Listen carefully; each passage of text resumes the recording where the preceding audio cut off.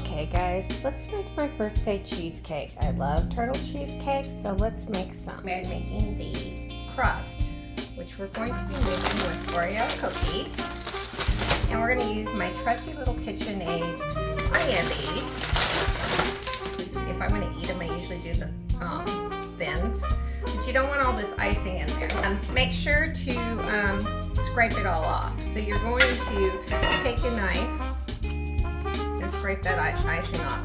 I find a sharp knife is better because then you don't get icing left. Here, 20. I'm not going to bore you with this. We're going to pause it and we'll come back. Oreos are all ready. Put the lid on. Doesn't matter if you crush them because you're going to crush them anyway. We're going to pour it into a cup here. Okay, let's add half a cup of pecans into there. We're going to blend them up fine also. Take them out, pour them in. This is going to make our base, our crust. 1/4 of a cup of melted unsalted butter. You're going to mix that up really good, guys. You want to totally combine it. It's completely mixed. We're going to get our springform pan, 9-10-inch springform pan. Lightly spray the inside of it just to be safe so everything will come out in the end. Then you pour this guy into the bottom. If you don't like to get your hands dirty, put some gloves on, guys, because you will. Okay, so we're going to pat this into the bottom completely. Okay, now we're going to pop this baby in the refrigerator. He's going to chill out for a minimum of 30 minutes while we make the filling. Now we're using my handy dandy KitchenAid. Into it, we're going to stand mixer. We're going to add 4 blocks of cream, softened room cheese. Woo, guys! Only had a cup of coffee. Softened room temperature cream cheese. We're going to add it in, and then to this we're going to add a cup of light brown sugar, and we're going to whip it for 4 minutes. Brown sugar is packed. We're going to put it in. There's a half.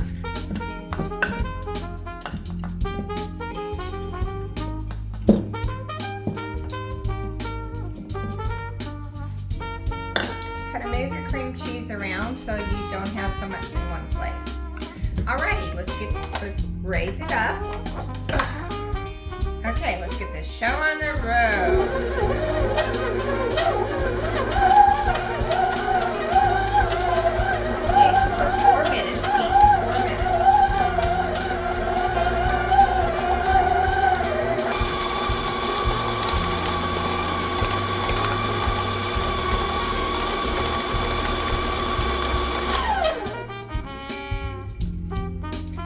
Occasionally and wipe off the sides because you don't want it to all just build up one side. You want it to mix well.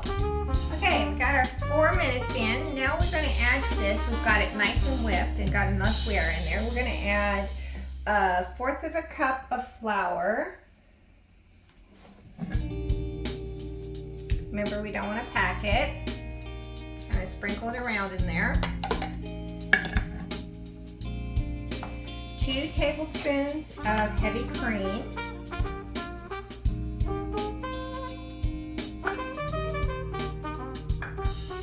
And 2 teaspoons of vanilla. And we're going to mix for 1 minute to make sure that everything we just put in is well incorporated. You need to do this as you go along because if you just pour everything in, remember, baking is a science.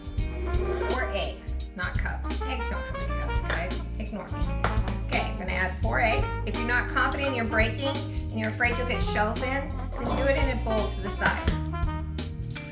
I'm not saying I never have, but just saying, make sure you break your egg on a flat surface. Don't do it on the edge. That will drive the eggshells into your egg and make it more likely that you're going to get eggshells in your cheesecake. Nobody wants a crunchy. Everybody wonders, is that a bug or is it an eggshell? Nobody wants that in their cheesecake, so don't do that, guys. Okay, so we've added our eggs. We're now going to beat it again for another minute. You will need to scrape the sides. You see a mantra here, guys. Make sure you're scraping the sides. This is gonna be the main body of our filling. We're gonna reserve a cup of it when this is done, and we're gonna add chocolate to it for one of our layers. So, I'm gonna reserve a cup of that because we're gonna make the chocolate layer.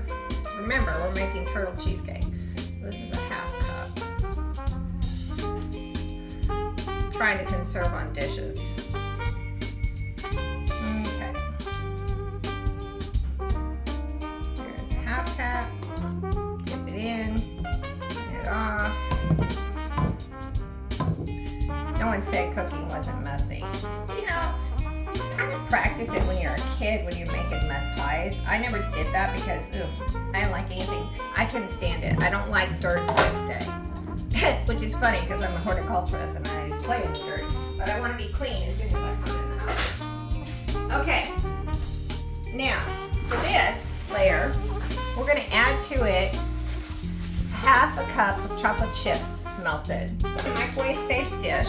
This is my from Pampered Chef. I love these. I don't even know if they make them anymore. They are great for microwaving.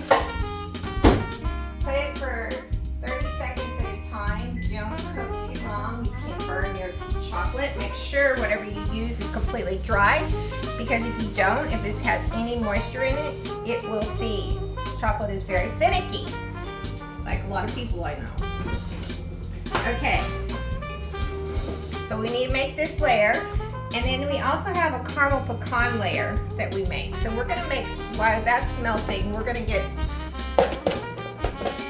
no, see, 30 seconds, it's just starting. Put it in for another 30 seconds. Do not, I repeat, do not get impatient.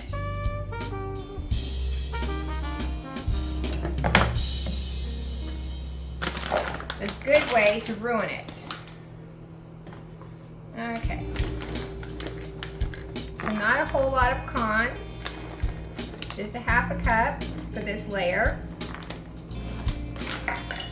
And for any of you that have had turtles, they are delicious. I am making these with dark chocolate because I prefer dark chocolate. You can use semi-sweet if you want.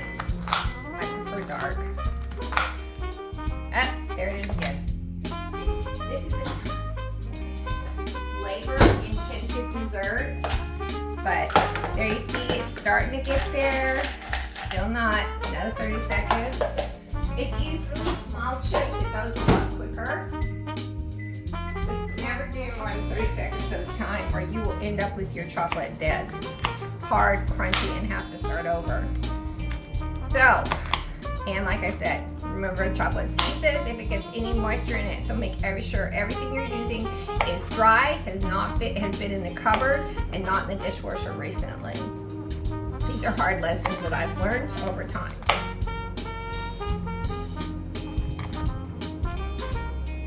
So I just want these chopped up a little bit. I don't want them too small.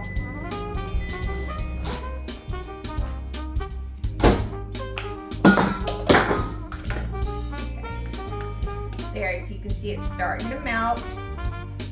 So we'll do another 30 seconds.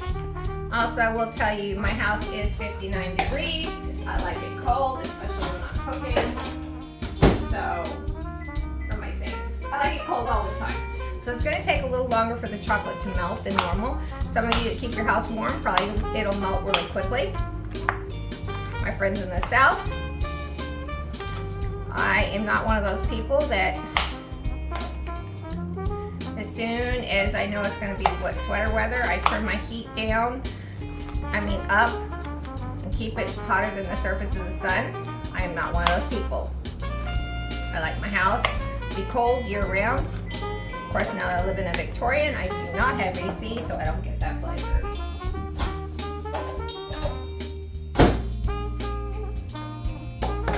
Okay. There you go, guys. See our chocolate? It's nice and soft and clean. We're gonna pour it into our cup of cheesecake batter.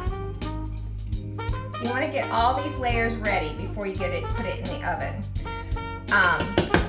The final step is what makes it delicious after we cook it, but that's gonna be a ways from now, guys. And I'm not gonna get to eat any of it till tomorrow because my birthday's not till tomorrow. And wait, I'm the birthday girl. Can I cut into it early? right? We'll see. Okay, so we're gonna mix this in good.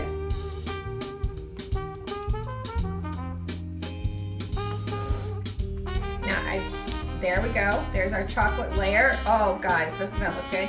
Make sure you completely incorporate the chocolate. You do not want any color other than chocolate brown.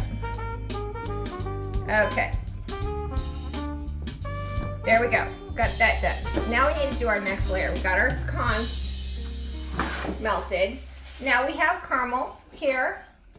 Remember guys that I had from last time and I froze it. So now I'm going to take it and I'm going to warm it up in here slightly because I need some of that to mix with my pecans. Once again, 30 seconds at a time. Guys, do not heat stuff quickly. I know it's tempting. So for this layer, we're going to have our half cup of pecans in here. And then we're going to add the caramel over the top of it. And mix it up. Okay, now we got our caramel that we made before for our carameled apples. We're going to use a half a cup. If you do not own any of these cups like this that you can push stuff through, guys, you got to get stuff. So I just microwaved it until it was soft, and we're going to add to this 2 tablespoons of flour.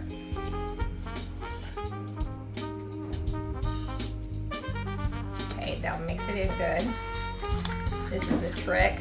I'm always messy. I usually throw stuff all over my floors and everywhere else. Okay, there's our caramel layer with the flour in it.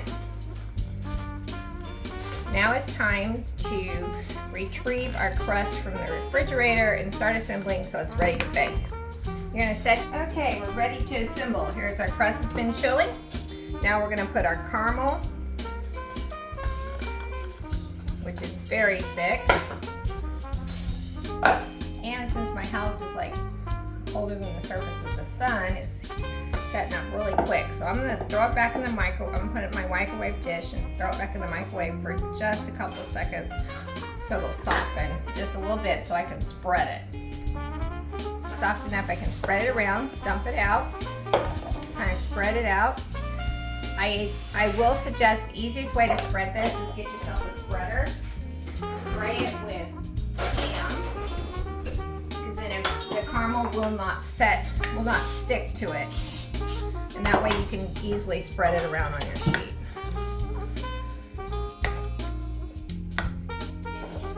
You want it to be a nice thin layer. Careful because you don't want to mess up your bottom crust. Another reason too.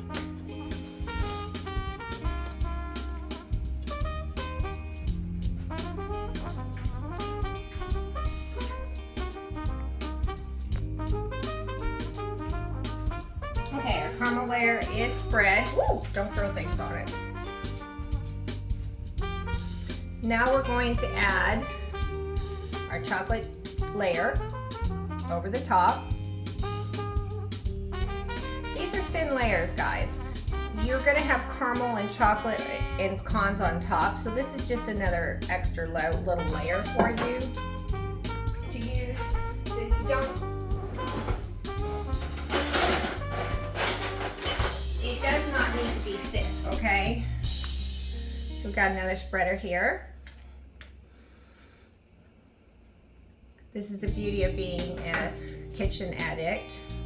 So we're going to spread it out thin, just a thin layer. Now remember, this is only a cup plus a half a cup. So this is only a cup and a half of cheesecake, guys. So this is not going to be that much, just a little bit to give you a thin layer.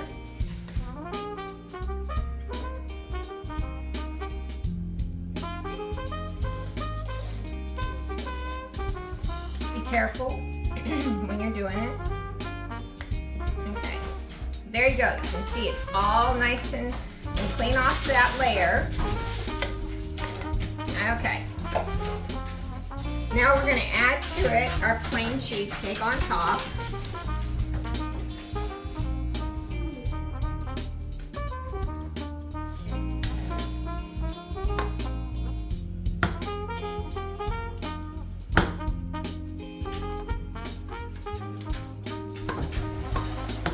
The next step is highly important because we're going to add to it, we're going to put it on a cookie sheet, and then underneath of it, we're going to put a casserole dish, a 9x9, full of 8 cups of water in the oven. This is going to help keep our cheesecake from splitting. So my fingers are a disaster. But I'm not much of a licker. I don't like to lick my fingers when I'm cooking. I know that's a popular thing back in the day, but not here. So that's what it's going to look like. I'm going to put it on a sheet cake, and we're going to put it in the oven for 60 minutes. Then we're going to cover it with tin foil and put it in for another 30. I will show you the end result when we decorate, guys.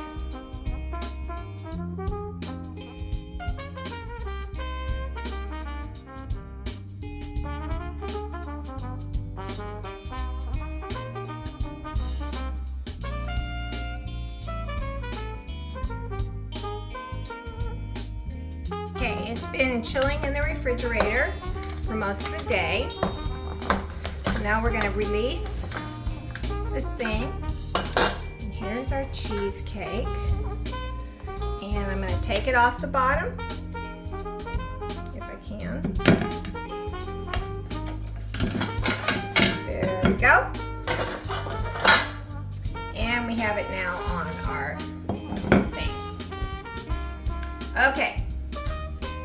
So now I have 1/4 cup of chocolate chips, 2 tablespoons of milk. I'm going to milk. I have my caramel I'm going to use. I'm going to soften it. And I have my pecans toasting to go on top. Get this finished. We're going to drizzle it with our caramel that we had left over from our carameled apples. There really is no right or wrong way to drizzle. Just kind of get it on there and make it look pretty, which I don't think I am effectively doing here, but here we are. So there's our caramel. Now we're going to drizzle our chocolate.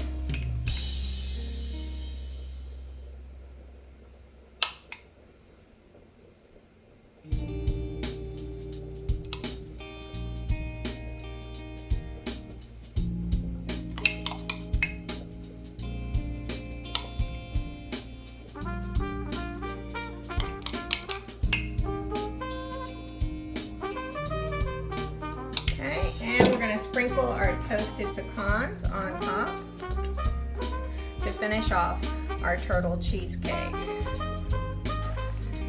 This will keep in the refrigerator for several days as long as you seal it up. And I did toast my pecans because I feel like they taste better when you put them on top of something if they're toasted and not raw. And yeah, I like a lot of pecans. You know, that's one thing I've learned in Texas is pecans are tasty. So there we are. That's the finishing of my cheesecake for my birthday.